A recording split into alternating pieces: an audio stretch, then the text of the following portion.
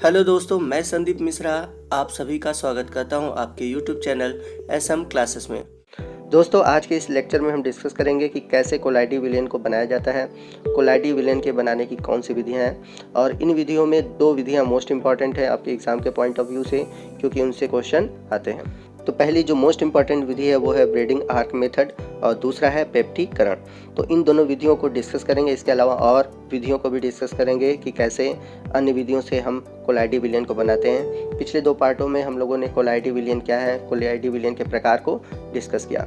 तो अगर आपने वो वीडियो नहीं देखे हैं तो उसका लिंक मैंने डिस्क्रिप्शन बॉक्स में दे रखा है, उस लिंक पर क्लिक करके आप वीडियो को देख सकते हैं। तो पिछले दो पार्ट आप जरूर देखिए, जिसमें कुछ टर्म है जो कि आपके क्लियर हो जाएंगे, तो आगे इस पार्ट में आपको प्रॉब्लम नहीं होगी।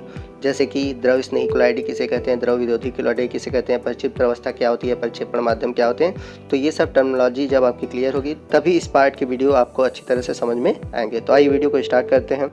तो जैसा कि पिछले पार्ट में हम लोगों ने पढ़ा कि जो द्रव स्नेही कोलाइडी होते हैं वो आसानी से कोलाइडी विलयन बनाते हैं, जबकि जो द्रव विरोधी कोलाइडी होते हैं वो आसानी से कोलाइडी विलयन नहीं बनाते। द्रव स्नेही कोलाइडी क्या होते हैं मैं आपको बता देता हूँ। द्रव स्नेही कोलाइडी वे विलेय होते हैं जिन्हें अगर हम किसी विलायक में अर्थात परिक्षेपण माध्यम में घोलते हैं तो आसानी से कोलाइडी विलयन बनाते हैं, जबकि द्रव विरोधी कोलाइडी आसानी से कोलाइडी विलयन नहीं बनाते हैं। तो द्रव स्नेही कोलाइडी आसानी से जब कोलाइडी विलयन बना देते हैं तो इस विधि में हम लोग उन विधियों को पढ़ेंगे जिसमें कि हम द्रव विरोधी कोलाइडी विलयन कैसे तैयार करेंगे, क्योंकि जो द्रव स्नेही कोलाइडी विलयन होते हैं वो तो आसानी से बन जाते हैं, तो उन्हें बनाने में हमें कोई प्रॉब्लम नहीं होती। हम इस वीडियो में उन विधियों को जानेंगे या आपके जो सिलेबस में जो विधियां दी गई हैं वो द्रव विरोधी कोलाइडी विलयन बनाने की ही विधियां हैं, क्योंकि जो द्रव विरोधी कोलाइडी विलयन होते हैं वो परिक्षेपित प्रवस्था और परिक्षेपण माध्यम को मिलाने पर आसानी से तैयार नहीं किए जाते हैं। तो यहाँ पर द्रव विरागी या हम कह सकते हैं द्रव विरोधी कोलाइडी विलयन बनाने की कुछ विधियों को जानेंगे।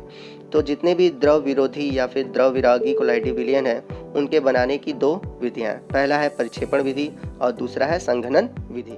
तो यदि अगर हम बात करें परिक्षेपण विधि की, तो परिक्षेपण विधि में बड़े कणों को छोटे कणों में बदला जाता है और संघनन विधि में छोटे कणों को बड़े कणों में बदलते हैं। मतलब कि हम दोनों विधियों में ऐसे कण बनाएंगे जो कि कोलाइडी विलयन बनाते हैं। और हम सभी जानते हैं कि कोलाइडी विलयनों के जो कणों का आकार होता है 1 nm से लेकर 1000 nm के बीच होता है। तो हमें दोनों विधियों में कोलाइडी कण ही बनाने हैं, बस आप इतने पॉइंट को याद रखिएगा।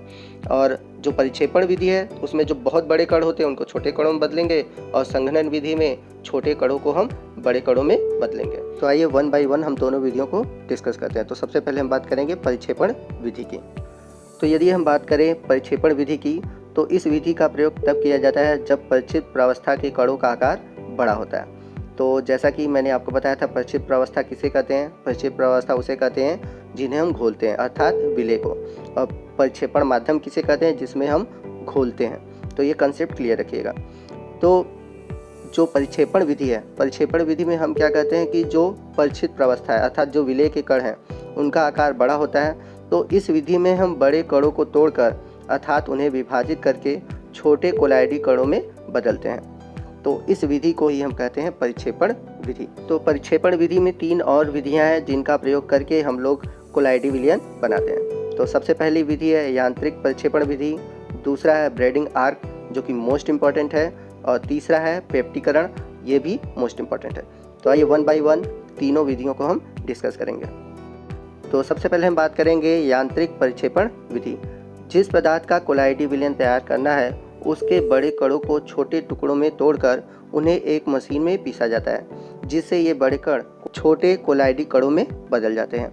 इन कणों को जिस मशीन में पीसा जाता है उसे कोलाइडी मिल या कोलाइडी चक्की कहते हैं। तो जैसा कि मैंने बताया कि इसमें क्या कहते हैं कि जो बड़े कण होते हैं उनको कोलाइडी कणों के रेंज में लाया जाता है, अर्थात बड़े कणों को पीसकर 1 nm से लेकर 1000 nm के बीच में लाते हैं। और इन कणों को जिस मशीन में पीसा जाता है उसे कोलाइडी मिल या कोलाइडी चक्की कहते हैं, जैसा कि इमेज में आप देख सकते हैं। तो आइए इस मशीन के बारे में हम जानते हैं। तो इसमें धातु के बने 2 पात होते हैं, मतलब 2 चक्कियाँ होती हैं, जिसके मध्य में हम कणों को रख कर घुमाते हैं, वो मशीन के द्वारा रोटेट करता है और इन पार्टों के बीच में जो कण होते हैं वो पीस जाते हैं और कोलाइडी कणों में बदल जाते हैं।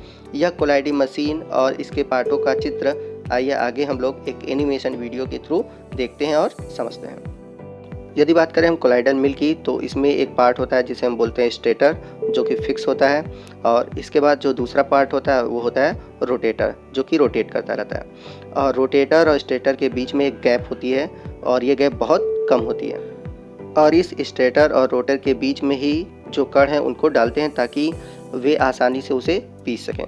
तो रोटेटर रोटेट करता है और इन्हीं के बीच में जो कण लेना है जिसका हमें कोलाइडी विलयन बनाना है उसको डालते हैं। स्टार्टर के ऊपर होता है हॉपर, और इस हॉपर में ही जो मटेरियल है अर्थात जिस कोलाइडी विलयन को हमें बनाना है उसको ऊपर से डालते हैं, जो कि नीचे आकर रोटेटर में चला जाता है और रोटेटर उसे पीसता है।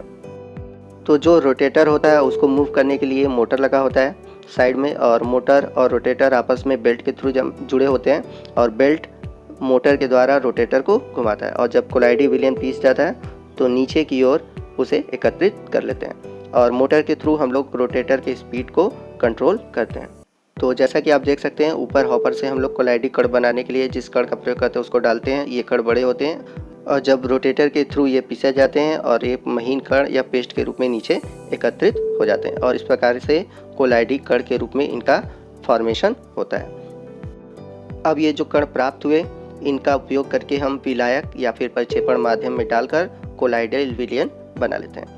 तो यदि अगर हम एग्जाम्पल की बात करें यांत्रिक प्रक्षेपण विधि का प्रयोग कहाँ करते हैं, तो टूथपेस्ट, पेंट इत्यादि बनाने में हम इस विधि का प्रयोग करते हैं। आइए नेक्स्ट हम बात करेंगे प्रक्षेपण विधि की दूसरी विधि, जो कि है ब्रेडिंग आर्क, या इसे हम बोलते हैं विद्युत प्रक्षेपण विधि। ये एग्जाम के पॉइंट ऑफ व्यू से मोस्ट इंपॉर्टेंट है और अक्सर एग्जाम में क्वेश्चन इसे पूछा जाता है। तो आइए इसे देखते हैं कि यह विधि क्या है और कैसे इससे कोलाइडी कण तैयार किए जाते हैं। तो इस विधि की सबसे इम्पॉर्टेंट पॉइंट ये है कि इस विधि में हम कोलाइडी विलयन बनाने के लिए धातुओं का प्रयोग करते हैं। याद रखिएगा किसका प्रयोग करते हैं, धातुओं का प्रयोग करते हैं, जैसे कि गोल्ड है, प्लेटिनम है इत्यादि। तो कोलाइडी विलयन तैयार करने की इस विधि में धातु की दो छड़ों को हम NaOH या फिर KOH के विलयन में डुबोते हैं, और इन दोनों छड़ों के मध्य विद्युत आर्क का मतलब स्पार्किंग, तो ये दो छड़ जब आपस में जुड़े रहेंगे और इसमें जब हम करंट देंगे तो उसमें क्या होगा कि करंट उत्पन्न होने की वजह से चमक उत्पन्न होती है, उसी को हम बोलते हैं विद्युत आर्क। जैसा कि आप वेल्डिंग करते हुए देखते होंगे, जब वेल्ड होता है तो जब दो धातुएं आपस में चिपकती हैं तो वहाँ पर क्या होता है, चमक उत्पन्न होती है, उसी को हम बोलते हैं विद्युत आर्क। तो दो छड़ों के मध्य विद्युत आर्क उत्पन्न होता है। याद रखिए यहाँ धातु की छड़ उसी धातु की बनी होती है जिस धातु का कोलाइडी विलयन बनाना होता है। तो हम इस विधि में उसी धातु का प्रयोग करते हैं जिसका हमें कोलाइडी विलयन बनाना है। अगर हमें गोल्ड का कोलाइडी विलयन बनाना है तो हम वो दोनों छड़ गोल्ड का ही लेंगे। तो आइए मैं अभी आपको इमेज के थ्रू समझाता हूँ, आगे हम लोग एनिमेशन के थ्रू इसे समझेंगे। तो जैसा कि इमेज में आप देख रहे हैं मेटल इलेक्ट्रोड है, तो ये मेटल इलेक्ट्रोड आपको जिसका कोलाइडी विलयन बनाना है उसी का लेंगे। दोनों इलेक्ट्रोड उसी मेटल के रहेंगे। जैसे हमें गोल्ड का बनाना है तो दोनों इलेक्ट्रोड किसके होंगे, गोल्ड के। अब इसको हम NaOH या फिर KOH के विलयन में डुबोएंगे, जैसा कि देख रहे हैं आप, दिख रहा होगा वाटर लिखा है, और इसके बाहर की ओर आइस रहती है। हम आइस का यूज़ क्यों करते हैं मैं आपको बता देता हूँ, क्योंकि जब हम दोनों धातु इलेक्ट्रोड के बीच करंट उत्पन्न करते हैं तो जब आर्क उत्पन्न होती है, चमक उत्पन्न होती है, तो छोटे छोटे धातु के कण बनते हैं। जैसे वेल्डिंग में आप देखे होंगे कि जब वेल्ड करते हैं तो छोटे छोटे कण बनते हैं। तो ये कण तो बनते हैं बट ये इतने गर्म होते हैं कि वाष्प के साथ बाहर निकल जाते हैं। तो इस वाष्प को ठंडा करके हम उन कणों को कलेक्ट करते हैं। अगर हम आइस नहीं रखेंगे तो वो कण वाष्प के रूप में बाहर की ओर निकल जाएंगे। तो आइए ब्रेडिंग आर्क मेथड को हम लोग एनिमेशन वीडियो के थ्रू देखते हैं और समझते हैं। तो जैसे मैंने बताया था कि इसमें धातु जैसे गोल्ड, सिल्वर, प्लेटिनम, इन धातुओं का प्रयोग करके हम कोलाइडी विलयन बनाते हैं, और ये इंस्ट्रूमेंट को पूरा दिखाया गया है लैब में कैसे होता है। तो इसमें दो इलेक्ट्रोड होते हैं, जैसे यहाँ पर गोल्ड के दो इलेक्ट्रोड लिए गए हैं और इन्हें NaOH और वाटर के सोल्यूशन में डुबोए गए हैं, और बाहर की ओर आइस क्यूब रखे हुए हैं। तो मैंने बताया था कि जब इनमें करंट उत्पन्न करते हैं तो यहाँ पे करंट उत्पन्न करने के लिए बैटरी दी हुई है। तो इसमें जब करंट उत्पन्न करते हैं तो दो इलेक्ट्रोड के बीच एक चमक अर्थात चिंगारी उत्पन्न होती है, जिसे हम बोलते हैं विद्युत आर्क। और इस आर्क के द्वारा क्या होते हैं कि जो गोल्ड के जो छोटे छोटे कण होते हैं वो निकलते हैं, और ये बहुत गर्म होते हैं। अगर इन्हें आइस न रखा जाए तो ये बाहर निकल जाएंगे, और इस प्रकार इनके कणों का उपयोग करके हम कोलाइडी विलयन बना सकते हैं। तो ये थी ब्रेडिंग आर्क मेथड, जो कि मोस्ट इम्पॉर्टेंट है। इसमें एक इम्पॉर्टेंट चीज़ और है कि जो NaOH या KOH का विलयन हम मिलाते हैं वो कोलाइडी विलयन को स्थायित्व प्रदान करने के लिए मिलाया जाता है। तो आई होप कि आपको समझ में आ गया होगा कि ब्रेडिंग आर्क मेथड क्या है। नेक्स्ट हम बात करेंगे पेप्टीकरण की, या इसे हम बोलते हैं पेप्टेन विधि। तो इस विधि को ध्यान से समझिएगा क्योंकि थोड़ा सा टिपिकल है। तो इस विधि में क्या कहते हैं, किसी पदार्थ के ताजे बने हुए अवक्षेप, जिसे इंग्लिश में कहते हैं फ्रेशली प्रिपेयर्ड प्रेसिपिटेट अर्थात PPT। तो जो ताज़ा बना हुआ अवक्षेप होता है उसे एक उचित विद्युत अपघट्य की सहायता से कोलाइडी विलयन में परिवर्तित करते हैं और इस विधि को हम बोलते हैं पेप्टीकरण। तो आइए मैं आपको एग्जाम्पल के थ्रू समझाता हूँ। तो जैसे यहाँ पर हम लोग अगर ले लें फेरिक हाइड्रोक्साइड FeOH का होल ट्वाइस, तो इसका हम लोग ताज़ा बना हुआ अवक्षेप लेते हैं। अवक्षेप कैसे बनता है, जब किसी हम पानी में डालकर इसको मिला लें और जब ये नीचे की ओर बैठने लगता है, वही हमारा क्या हुआ, ताज़ा बना हुआ अवक्षेप है, जिसे हम बोलते हैं PPT। तो हम फेरिक हाइड्रोक्साइड का क्या लेंगे, PPT लेंगे और इसे हम विद्युत अपघट्य में डालेंगे। और विद्युत अपघट्य हम वही लेते हैं जो हमारा PPT होता है, अर्थात विद्युत अपघट्य में वही कॉम्बिनेशन आना चाहिए जो हमारा PPT में होता है। तो जैसा कि हम लोगों ने PPT लिया है फेरिक हाइड्रोक्साइड का, तो हम यहाँ पर जो विद्युत अपघट्य लेंगे वो लेंगे फेरिक क्लोराइड FeCl3। अब हमने क्यों लिया है FeCl3, क्योंकि यहाँ पर Fe है सोल्यूशन में और वहाँ पर जो हमारा PPT था उसमें भी Fe है, तो इस वजह से हम लोग फेरिक क्लोराइड लिए।